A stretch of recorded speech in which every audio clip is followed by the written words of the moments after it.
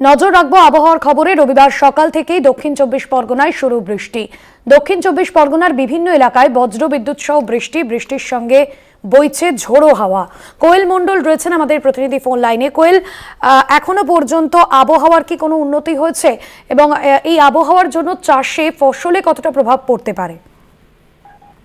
একদমই ভাস্বতী, দেখো, প্রথমত তোমাকে জানিয়ে রাখবো, একের পর এক পশ্চিমী ঝঞ্ঝার কারণে আবহাওয়ার আমূল পরিবর্তন হয়েছে এবং এই পশ্চিমী ঝঞ্ঝার কারণে সকাল থেকে দক্ষিণ চব্বিশ পরগনা জেলার বিভিন্ন প্রান্তে বজ্রবিদ্যুৎ সহ বৃষ্টি শুরু হয়েছে এবং সেই সঙ্গে হাওয়ার দাপট রয়েছে। উপকূলীয় এলাকায় হাওয়ার দাপট যথেষ্ট বেশি রয়েছে। তবে বেলা বাড়ার সাথে সাথে জেলার বিভিন্ন প্রান্তে আবহাওয়া খানিকটা উন্নতির দিকে যাচ্ছে। অন্যদিকে তোমাকে জানিয়ে রাখবো, একেবারে যেহেতু গতকাল অর্থাৎ শনিবার রাতভর বৃষ্টি এবং তারপর সকাল থেকে বজ্রবিদ্যুৎ সহ বৃষ্টিপাত একেবারেই বেশ কিছু সময় ধরে টানা চলছিল, যার কারণে কিন্তু এই মুহূর্তে যে চাষবাস, সেই চাষবাসে ব্যাপক ক্ষতির আশঙ্কা করছেন চাষিরা। কারণ নামখানা, কাকদ্বীপ, সাগর, পাথর প্রতিমা বিভিন্ন জায়গায় বিঘের পর বিঘে মাঠে আলু চাষ থেকে শুরু করে উচ্ছে চাষ, শশা চাষ করা হয়েছে।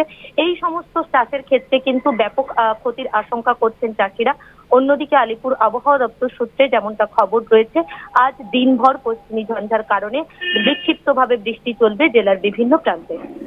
ধন্যবাদ কোয়েল।